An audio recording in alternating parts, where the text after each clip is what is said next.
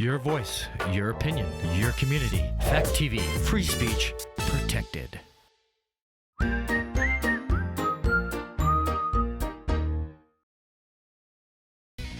news, politics, business, sports, arts, music. Mike and Marty on the feed. Mike and Marty. Mike and Marty. Good morning, Rockingham and Bellows Falls. It's Mike and Marty. Here we are on the feed. Today, we're going to be having a big announcement. We have Huge yes, announcement. the heads of the studios are here. They're ready to go. They're going to be giving us the big news. But first, Marty, with local events. So this week at the Bellows Falls Opera House, and I apologize for not having a graphic for it, but it's Puss in Boots, the sequel. Yeah, I love Puss in Boots. I love that character. Anyway, I hear it's supposed to be really good. I just the little clips I've seen on TV, it's funny. I just think Yes. Puss is funny, and the voices. Classic movie tonight is truly a classic. It is Goodfellas. It is R-rated, and it starts at 7 p.m., and it is sponsored in memory of Ray Masuko. Speaking of Ray Masuko, the first of the Ray Masuko concert series is happening on Saturday, December 4th. It's Dar Williams with special guest Chris Matthews. And I did check the seating chart yesterday, and it is starting to fill up, folks. So if you want to get that primo spot for this concert, I would go to the Bellows Falls Opera House, go to the special events section, scroll down, and click Book It. Great. And so today we're going to talk about something that doesn't often happen in cable access television. Rarely do cable access television stations go interstate. True. Where True. this is actually a first. I think Fact TV, groundbreaking as it is heading off into breaking. It's a new frontier. Before it goes international, which may happen, we're trying to keep that lid on that. Yeah. But in the next week. Is it a week or so? No, it's in a month. In a month. Basically a month, yeah. Fact TV will be interstate. Yeah, absolutely. So yeah, this is exciting news. In case folks don't know who I am, I'm Alex Stradling, Executive Director at Falls Area Community Television, the community access station here, and the guy that turns on buttons, answers phone calls, responds to emails, and makes sure everything's working for public access. I was trying to put all the credit on me. But Okay. the guy that watches call and do this. do all of that stuff Okay. for everyone in the community. Okay. I got it. There you go. Yeah, it's like that over that executive This is- level. I take on the work that he does and claim it as my own. Okay. But you know. We call him the mom of the station. So yeah, and this is kind of a show not only for people in our current service area. It's also a show for people in Keene, because Falls Area Community Television is expanding into Keene, and this is exciting news. And we're going to be having our grand opening February 27th? February? No, not the 27th. Yeah, let me put up the information. You should do it on the 14th. I know. I'm balanced that. We're having our grand opening on February 24th, which is a Friday, from 1 to 6 p.m. Whoa. Yeah. 27th is a Monday. No, Yeah. no, you got it wrong. And this is how it works at Fact TV. You got it wrong, yeah. Let's see. I'm going to go right to the calendar. Okay. So the So is it on 24th a is Friday or a Monday? Let's Friday. So that would be the 24th, Yeah. right? Yeah. Okay. It's Friday, February 24th from 1 p.m. to 6 p.m. And we'll be opening up the Keene location for people in Bellows Falls and Rockingham, Sackens River, but also for residents in Keene to come and see the new station, and to be able to see, what we're going to be doing over there, and how they can get involved with the Keene station, and meet Josh, meet myself, meet some of the board and staff there, and to kind of just see how they can get involved with public access television. So, Alex, can you back up a tiny bit and tell the people why this is coming about? And then, Josh, if you can jump in after he's done and tell us what you've been doing there. Yeah. So, so Keene did have a public access organization like ours, but they disbanded, and so the city of Keene and residents were looking for another organization to be able to pick up the mantle and to be able to provide public access television services. And Actually, Josh had highlighted the newspaper article to me where the article stated that the city was looking for somebody to help. And this was a couple months later, so I called the city up and said, we're a public access TV station. We should meet up. Maybe we could help and figure out a way to be able to make this happen for you. And so they called me back right away, and we set up a meeting, and here we are. So what that means is, for residents in Keene who are watching this, that Falls Area Community Television, we are now your access management organization, and we're going to be managing the public access channel for you folks in Keene. It'll be channel 1301 for Spectrum, and we're going to be managing the studio and the equipment, and we'll have Josh there and another individual to be able to help you guys create shows. Yeah, do not be intimidated. Like when you hear a TV station, we're just regular guys, and we're looking to to make your dreams happen. Your TV production dreams. So Josh, how did you find the space and the equipment and stuff like that? Was that all there, or was it? Yes. Is it sort of a legacy idea, or Kind of a legacy idea. So Cheshire TV, they ran there for a few years. I believe it was like 10 years. Was it around there? Not at the specific location, but yes. No, but overall in Keene. Yeah. And for more than that, like 20 okay, so yeah. they were around for a while, and they ran the station that we're running now for about 3 to 5 years, somewhere around there. And whatever happened with them in the city didn't work out, so Cheshire TV left. And then, like 2 years later, we got in touch with them, and we're basically taking over their old station. So everything that's there is the city's. But it's what Cheshire TV was using. So we're just... Oh, okay. Yeah, we're taking over all the old equipment. We're updating it. We're, we're making it the space our own. We're getting a set designer to come in. We're having a news desk, like a professional one built. Wow, you get a news desk built specifically for you? Sorry. Specifically for me. jealousy, Yes. little jealousy A little there. jealousy there. Just gonna throw that out. Wow. Did you get new chairs? I hope so. Like, do you have more than 3 Sorry. chairs? I know. But again, you guys can always go to Keene and utilize that new studio space. There we go. Do you mean new chairs or chairs that work? Well, yeah, there's that. Next week, Mike and Marty, Keene on Keene. We actually did talk about. I did ask if we wanted to go there down we there go. and do a show. So Anyway, We'd love it if you came down and do a show as soon as the doors are open and everything's running. My plan is to once everything slows down a little bit, we're gonna get the flyers out there. We're gonna get the promo finished. We're gonna try to make opening night a big deal. We want to give tours of the station. We want people to come on to feel like it's a really inviting environment. That there's no whatever. that it's their station. Yeah, it's That's their station. really- There's no negative feelings. You come in, you got an idea, we'll help you see it through. Yeah, yeah. And that's what we're shooting for, and that's what I've been spending 99% of my time doing there is getting things ready for the grand opening. We've had a lot of funny issues running, trying to run our system off of the library's network and trying to get that all set up, and but that's just anything that has to do with computers That's is a nightmare. growing so. pains, no matter where Yeah, you are. exactly. Yeah. But we're almost there, and by the 24th, we'll be ready.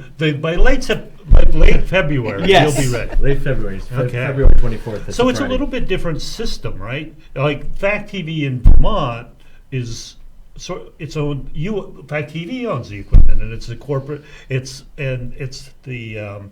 sort of a higher level, where in New Hampshire the municipalities run the Yes. access stations, right? Yes, I believe it's financially it's a little different too. They have more control in New Hampshire, and they purchase everything. They own all the equipment. They just give us basically the right to make the decision to buy it. Yeah. The organization to run and manage and maintain the equipment. I mean, it's we could own the equipment. It's fine. It's just they own the equipment with their previous agreement. But in New Hampshire is the cable franchise fees, which is basically pays for pays for public access television here in Vermont. Those franchise fees goes directly to the authorized management organization, so like a nonprofit like ours, and then we were able to manage those funds and the equipment in the station and for the public use. In the state of New Hampshire, those funds go straight to the municipality, and then the municipality, like Keene, gets to decide whether or not they want to have a public access channel and provide that service to the public, or the money goes elsewhere. So it funnels through the municipality in the state of New Hampshire. So Interesting. It's sort of Yeah. an interesting political. It is Yeah. interesting. It's fortunate that Keene saw the advantage to having, public access station, I think. They just couldn't resist these They couldn't faces. resist That's what it came down to. That's I'm what it pretty was. sure that that was in the contract. Mhm. Yeah. It's fortunate that they saw that, and I think it's, as a producer here in this studio, I think it's neat because now anyone that comes on our show to promote whatever they're doing, just one community away, it's also going to be shown. You're going to show these shows on the Keene station. yeah. So what it means for currently for our current And vice versa, I guess I should say. our current residents that in our service area is that it's going to be the same schedule. So content that's already being created here in Rockingham, Bellows Falls, Athens, Grafton, Saxons River, that will be distributed in Keene, and then any content that's created in Keene will be distributed, in the Vermont service area. So it's just going to be one big. We're just kind of basically expanding the service area. And then the other thing is if Keene residents are in Bellows Falls, or they kind of like the studio design here, or they want to utilize some of the equipment here, they can utilize that. And the same thing goes for our current residents in Vermont. Oh, nice. A nice If they're in- reciprocity. Is it reciprocity? Yeah, Nice yeah. reciprocity. If they're in Keene and they want to use the Keene space, they can use that studio. So, for instance, for example, Marty and Mike, let's say you get a guest in here that's from Keene and they're talking about something about Keene. You could, if you wanted to, We you could do it over there. You could drive to Keene and do it at that station. I mean, that's totally up to the producers. So it's just a wider 2 locations. The scheduling will be the same. Be all one schedule, and everyone will get a wider reach. So Keene residents will get a wider reach than just Keene, and Bellows Falls and Grafton, Athens, Westminster residents who produce content will get a wider reach into Keene. So it's a benefit See a lot for of bleed everyone. through. Yeah. Yeah. So are there any intervening between Keene and Bellows Falls? Are there any other cable access stations? I mean, if somebody's looking at cable access between here and there, it's going to be Fact TV. Right? Yeah, there's no.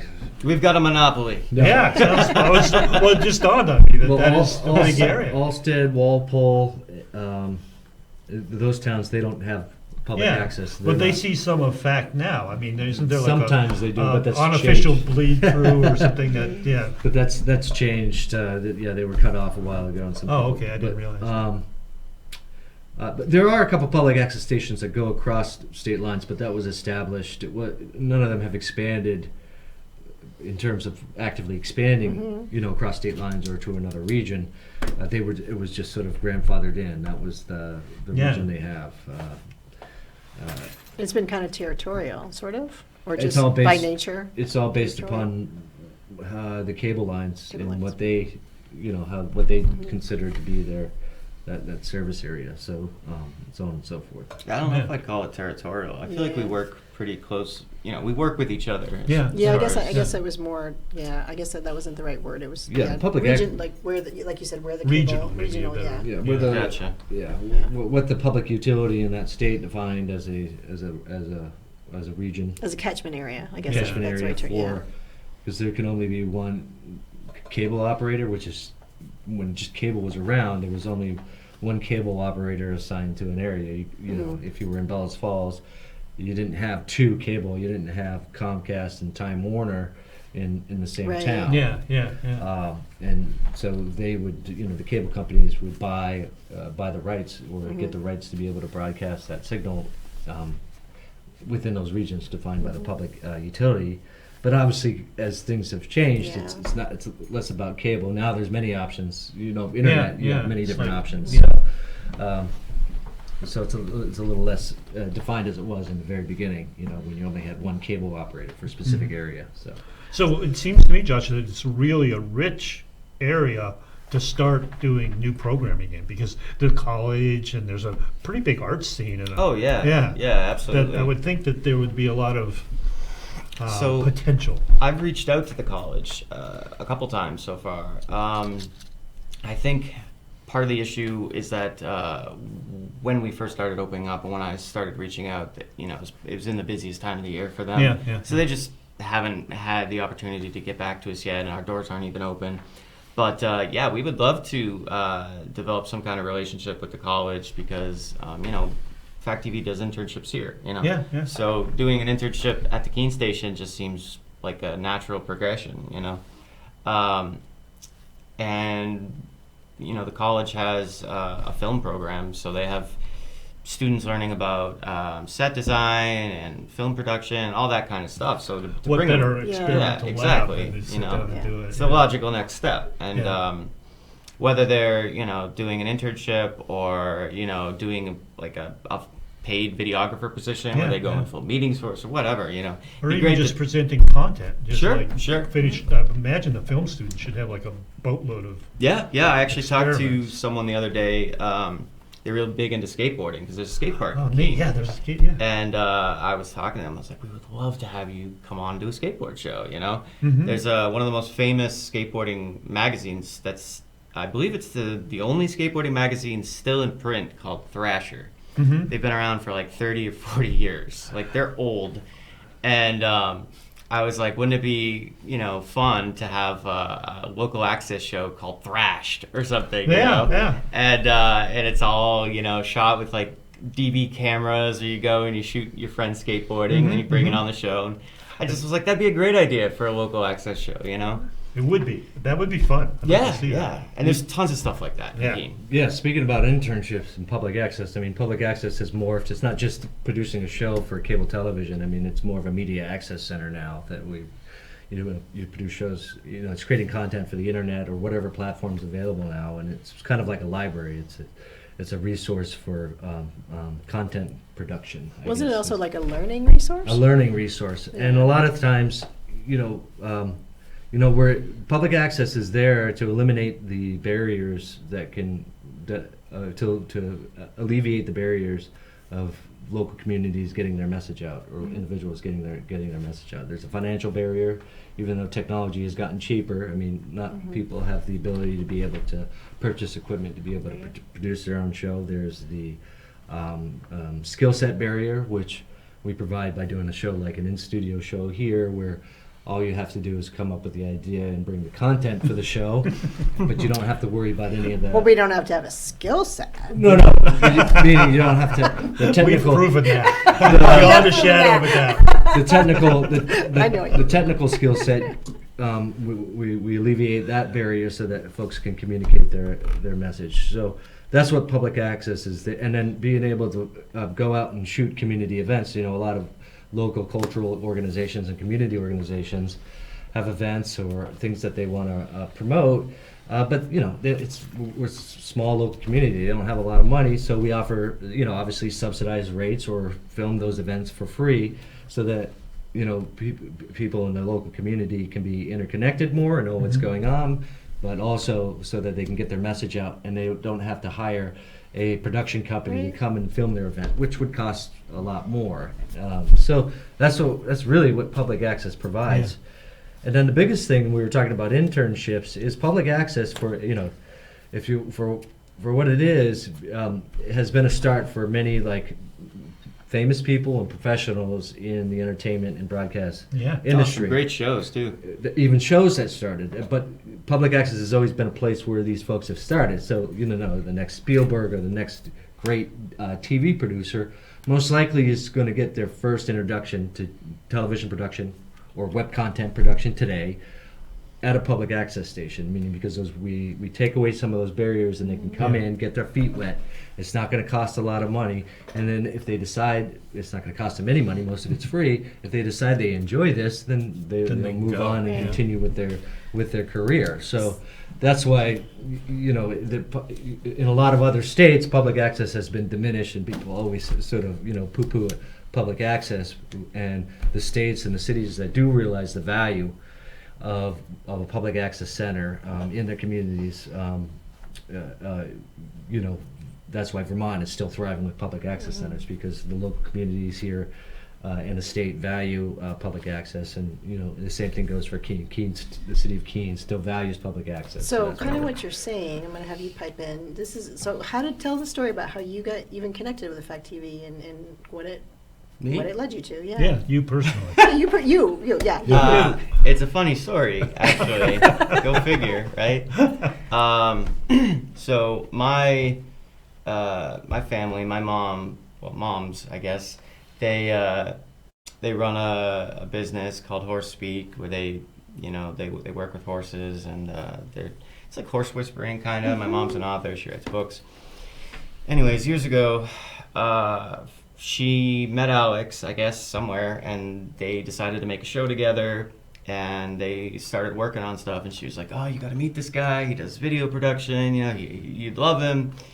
And at first I was like, I don't know, I don't think, I made up excuses. You know, Finally, she told me, go down there and ask for, I believe she said it was like Jack, because she couldn't remember his name. So she thought it was Jack. So she sent me down here, and she said, ask for Jack. And I was like, okay. So I wander in, and I'm I like, see where this is going. yeah, and I'm like, hi, is Jack here? Colin looks at me, and you know the Colin face, and he's just like, no. And I'm like, what do you mean no? They said Jack runs the station. He's like, there's no one by that name that works here. and I'm like looking around completely lost, and Alex just like pokes his head around, and he's like, I think you mean me.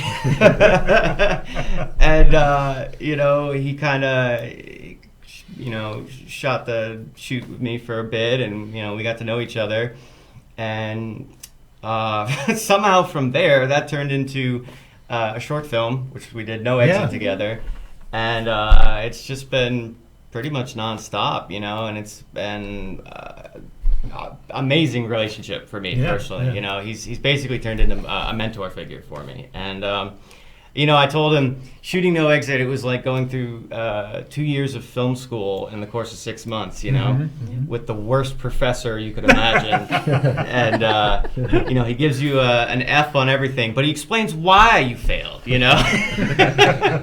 So yeah, it's a beautiful thing. And I've learned so much since I met Jack on that first day. Yeah. You know? Thanks. I was going to say, Yeah. it was sort of like with you don't know Jack. Yes, So- exactly. Yeah, I did not know Jack on that first day. That's funny. But that's a perfect example.